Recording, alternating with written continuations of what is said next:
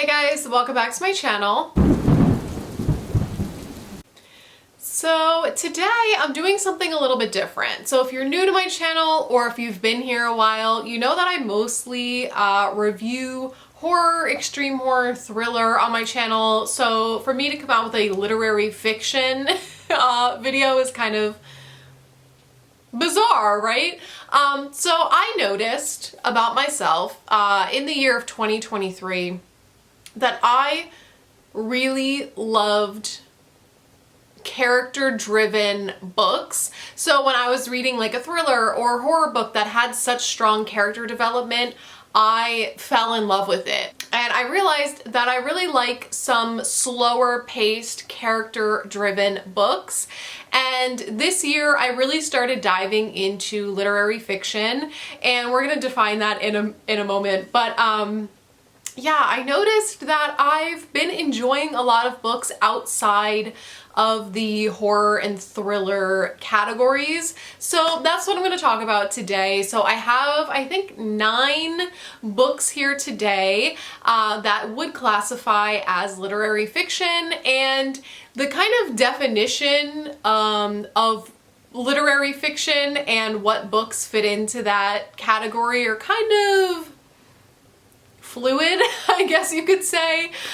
So to me, literary fiction is basically, they are character over plot. So they are character driven. Usually they focus on one character. You get to really find out a lot about that character. It's just all about like the human connection, the human psyche, diving into someone's feelings and thoughts as they move through day-to-day life. And you know, a lot of them have a theme. It's more like theme and character heavy over plot. So some of these books do have a plot. Some of them don't really have much of a plot. You're more so just, you know, reading for the experience of the character. I hope that makes sense, but I'm noticing for me, the novels that I feel the most connected to are the ones where I can connect to our main character and kind of see myself in them. Usually the books that are just really heavy hitting and emotional for me. And you know, being a Scorpio with a moon in Pisces, the math is mathing on this one. So yeah, without further ado, I'm going to give you my 9 recommendations. A lot of these are, I mean, all of them are really popular books. So if you're like a seasoned literary fiction girly, you might not find anything new. But if you are new to the genre like I am, I would start here. First, it's one of my favorite books of all time, A Little Life by Hanya Yanagihara. This book I read so long ago. Oh my gosh. This book took me forever to read because I was just like thoroughly depressed reading this book, but like in a way where I felt so connected to this main character that I just felt awful for the things that he was going through. So we're following this guy named Jude, and you're kind of learning about him and his friends. And Jude is deeply scarred with lots of trauma, childhood trauma, just a lot of horrible things have happened to him in his life, and you learn about those things throughout the book. But all his friends are just kind of like glued to him and are kind of always there for him. And you learn about these friendships and all this fucked up shit that has happened to this character, and you can't help but feel just completely gutted. It's definitely an emotional ride, definitely full of triggers. It's very heavy, but extremely well done, and I just love this book so much. And I never talk about it on my channel because I'm always doing like horror reviews, but like this is one of my favorite books of all time. Next is All's Well by Mona Awad. This is a book about chronic pain, which I am unfortunately, I'm an expert at knowing chronic pain and what that feels like. So I just felt so deeply connected to this book and this main character. So in this book, we are following this woman who's dealing with horrible, debilitating chronic pain, like chronic back and hip pain, I believe. And she is a theater director for this college. and she really wants to put on the All's Well But Ends Well play by Shakespeare, but her cast is really set on doing Macbeth. So she's just kind of like, she's like on the verge of losing her job because of her chronic pain, and now she's like dealing with these like conflicting issues in this theater department. And then it gets really weird. It's definitely like a magical realism sort of book. Like, we're so deeply following this character and her pain and what she's going through, and this was so incredibly relatable. If you have chronic pain, like, I felt so seen reading this book, but it does dive into really weird territory typical of Mona Awad. I'm sorry if you hear a ton of noises in the background. My turtle decides that it's like playtime. I have a tortoise and she's trying to climb shit. Please forgive me. But yeah, this was just so incredibly relatable and really dives into female pain and how like no one believes you and everyone just thinks that you're crazy all the time. And the way that she just tries to push herself to just keep going and put on this play, and she's just so determined to work on these things while dealing with this debilitating pain. And I can't recommend this book enough. Highly recommend. Next is one of my favorite books of all time. It's Adelaide by Genevieve Wheeler. In this book, we are following this woman who is severely depressed, and she goes to check herself into a mental health facility, and we kind of learn what brought her up to that point. So we're following this relationship that she had for years and years, and she's in her early 20s, and we're just following all the things that kind of went wrong in this relationship and how this man was like gaslighting her, and just, you know, all the downward spiral of her mental health throughout the years because of all the things that were just happening to her and how that made her feel in this relationship. This was just so incredibly well written, relatable. This is basically like, this felt like a journal. This felt like my journal.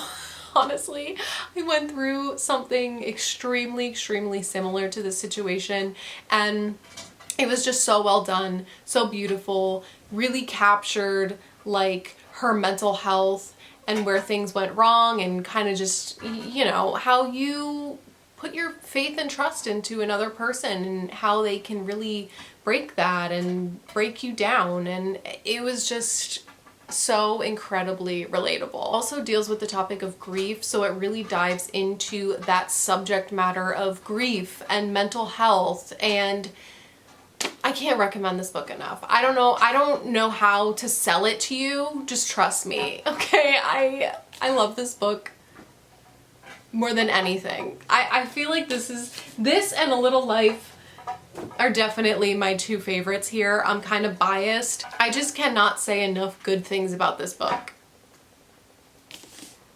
Next, I would classify The Push by Ashley Audrain as literary fiction. It's labeled as a thriller, and it's really not. It's like a psychological drama lit fic, I would classify this as. But we're following this woman who has a baby that she doesn't feel connected to. And the baby has a really strong bond with the father, but she doesn't feel connected to her. And, you know, we really dive into postpartum depression. The writing in this is so beautiful. Ashley Audrain's writing is just spectacular. It's beautiful. It's so beautiful. And the way this dives into postpartum depression and how this main character is feeling and all the emotions and struggles that come along with that, it is just such a powerful read in my opinion. But then, you know, she has another baby that she does feel connected to, and we're kind of just reading about her internal like struggle raising these two kids and, you know, how she feels about it. And It's very heartbreaking. Some like really tragic, horrific things happen in this book, so it's definitely trigger heavy. I know a lot of people told me that they absolutely hate this book, and I feel like because of the triggers, but I think it was so well done. It made me bawl my eyes out. And if you haven't read this, if you've been living under a rock, go read this book. My turtle is just going at it right now. She's trying to climb her log and she can't get all the way up there. Michelle, you can't do that. Next is a really popular one as well, My Dark Vanessa by Kate Elizabeth Russell. This book, we're following this girl, this teenage girl in high school, and we're flipping between past and present timelines. But in the past, she entered a relationship with one of her teachers who was extremely manipulative, and she didn't realize that she was being groomed at the time and entered this sexual relationship with him.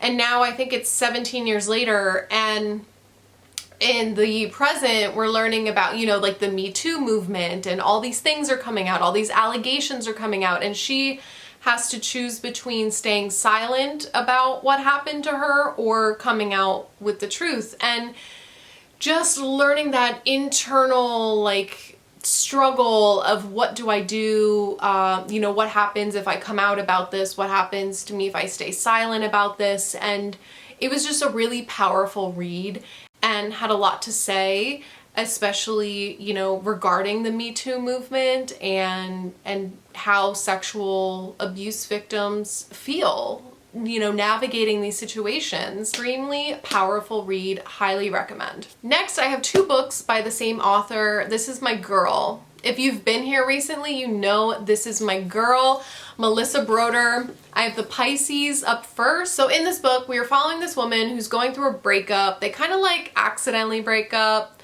She's like, why don't we just go on a break? And he's like, yeah, maybe we should. And then they break up and she's like, wait, that wasn't supposed to happen. So now she's really depressed, just really just going through all the emotion. But one day she's like, you know what? I'm gonna go house sit. Her sister calls her. She has to go house sit for her while she's away.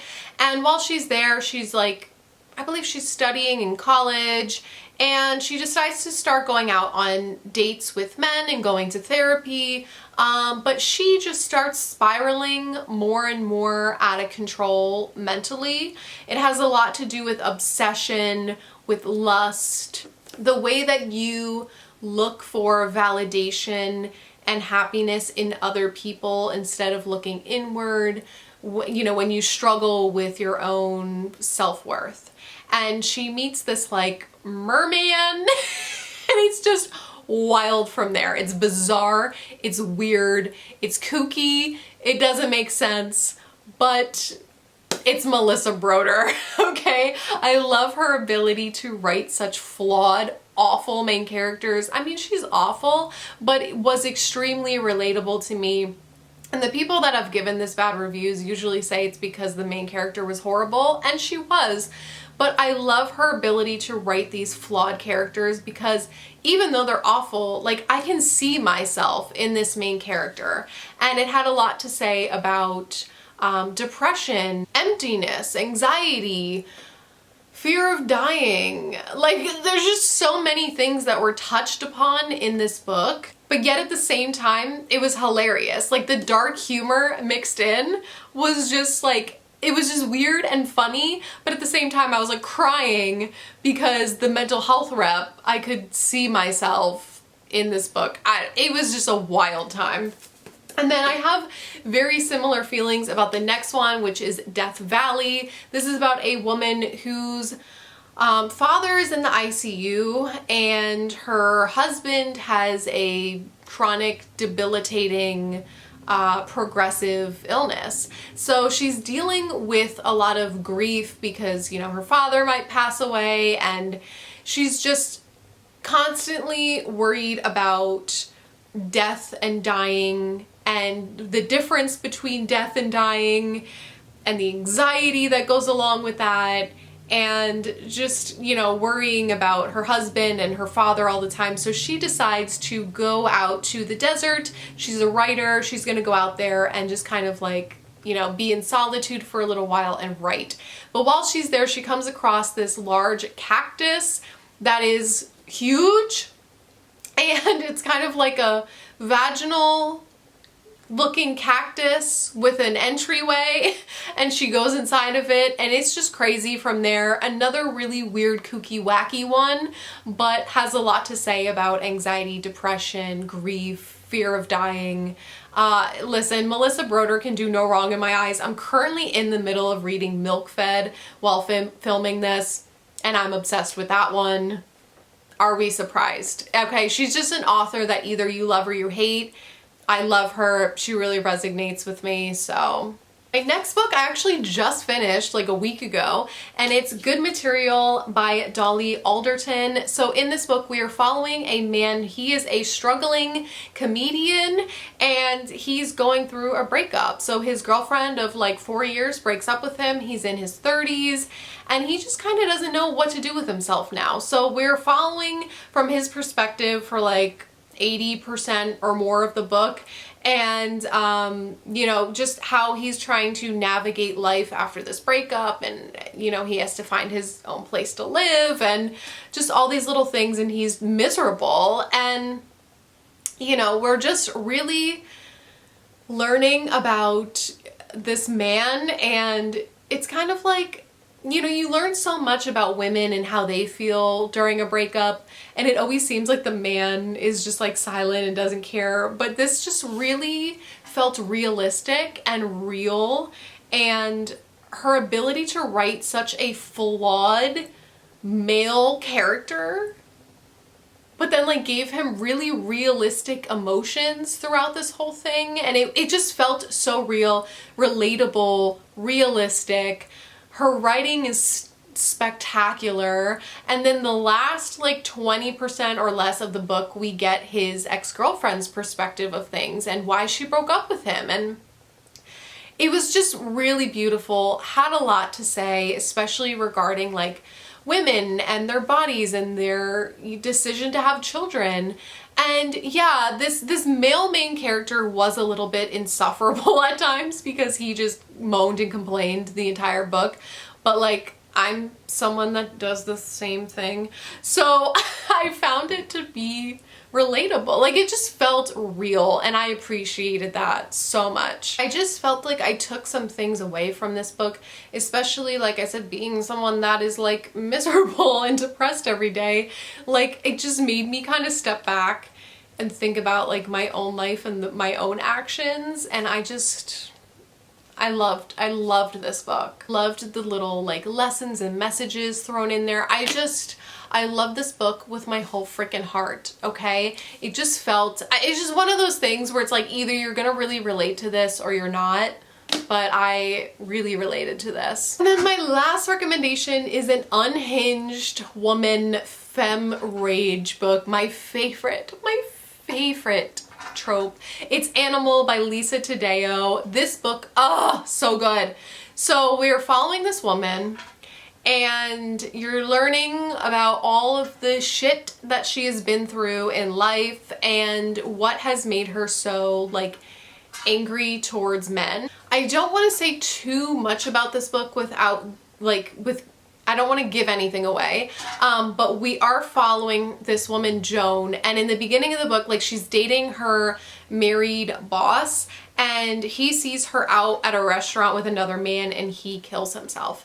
And then she decides to like move out to LA to go meet up with her like estranged sister and build a relationship with her because she feels alone. So she moves to California, and then it just all gets unraveled from there. We just really learn about like her living situation and her neighbors and her day-to-day life, and then just some really horrible things that have happened in her past that made her just spiral into an unhinged woman. It was so good. And this book, trust me, like, it's really slow, but it gets better and better and better. The ending was fucking fantastic. Whole exploration of predator versus prey and how it relates to gender and just like the awful things that men put women through sometimes.